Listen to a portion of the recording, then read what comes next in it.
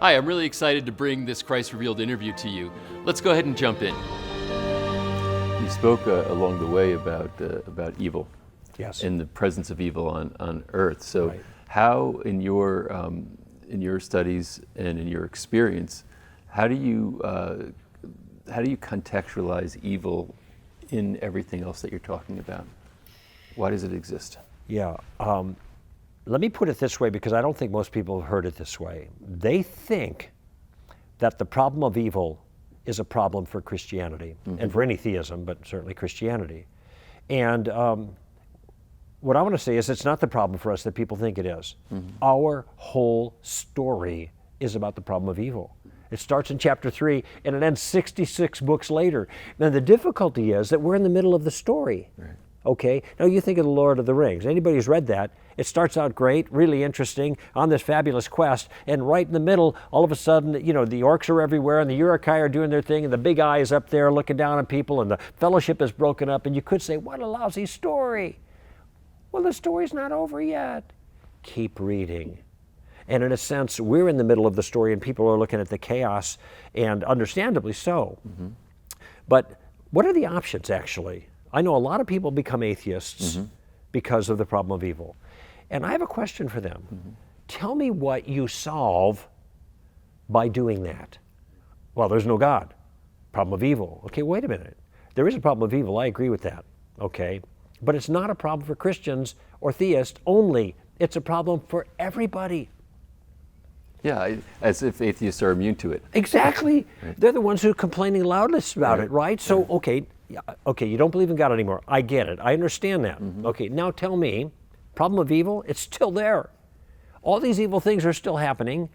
How do you make sense of the problem of evil given the resources that materialism allows for you? No God? How are you going to get traction against this notion? I don't think that atheists can even make sense of the problem itself, much less offer a solution. And so I know that Bertrand Russell, the great 20th century philosopher, atheist, British analytic philosopher, said, how can you talk about God when you're kneeling at the bed of a dying child? Wow, that's powerful. And when I first heard that, I thought, that has tremendous rhetorical force, and I don't know how I'd answer that. And then I heard Christian philosopher William Lane Craig offer a response. And he said, what is the atheist Bertrand Russell going to say when he's kneeling at the bed of a dying child? Tough luck? That's the way it goes? Too bad? No silver lining? That's all that atheists have. They are forced into a suffocating silence in the presence of evil because their worldview cannot even make sense of it. But see, our worldview can make sense of it. We believe in the good that evil is a departure from. Okay, we're not relativists, and we believe that God understands the problem that we caused, and He is in the process of fixing it. You want to be on board? You got to climb on board with God. If you don't climb on board with God, you're not only going to be a victim of evil in the world, you're going to be a victim of your own evil when you stand before God and give an account for your life, because there's no one there to defend you. Okay? So, I think I'm in a pretty good place as a follower of Christ when it comes to the problem of evil. Now, that doesn't mean there's no outliers. There are no why did this person die in this circumstance at this time, and my little child at 4 years old died of leukemia? Man, we're on a battlefield. And there are going to be casualties until the battle's over. But we know why the battle started, and we know how the battle ends. And I can't tell you why people drop at certain spots at certain times in the battlefield. Only God knows that. I can't tell you that. And He's not talking about it. He's not giving us the insight. But we got the big picture. And the big picture that we have through Christianity makes sense. It fits together. Even if we don't have some of the why did God questions answered, we still got a comprehensive program, and much better than certainly any atheist accounting can make.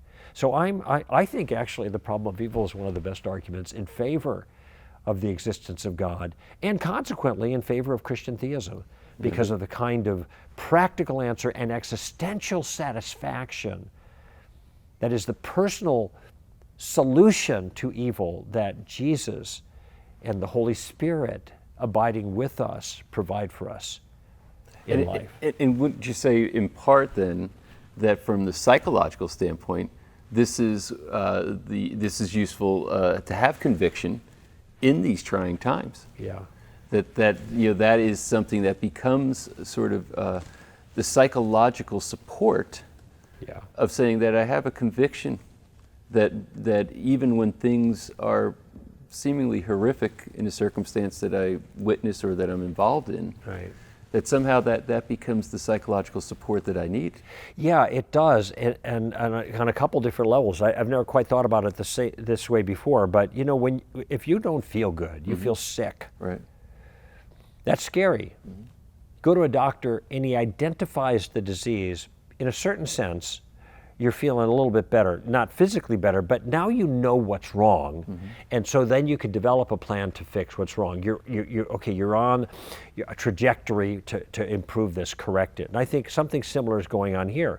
We have this angst, this dread, this awareness that something's wrong, evil in the world, evil inside of me. Okay, now what? How do we fix it? And people, I think, are stabbing about trying to come to a conclusion about the way the world is that can help solve that problem. But I think some people just say, well, that's just the way it is, and too bad. Life is hard and then you die, and that's all you can ever say about it. But I was lecturing at Berkeley once, which is a very interesting evening for me. Right. Sold out crowd, basically, overflow rooms. It was really a fabulous evening, and I was talking about relativism and the failure of relativism, and therefore some form of moral objectivism, real morality must be true, which I said then has explanatory power.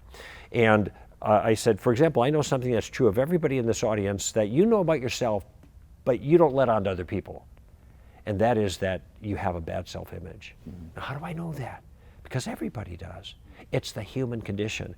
What happens is we look down inside of ourselves and we see something inside that's broken, right? And it's moral, something bad in there. We don't want to tell other people about it. We want to ignore it ourselves. We make excuses for ourselves or whatever, but we can't get away from the sense there's something wrong with us. Now, when we reflect on that, we have a feeling about that, and the feeling of our moral brokenness has a name in English. And so I asked the audience, what is the word we use to describe our own feeling of moral brokenness? And I waited for a few seconds, and then I started hearing it around the audience, guilt, guilt, guilt, guilt. I said, yeah, why do we feel guilty? I asked them.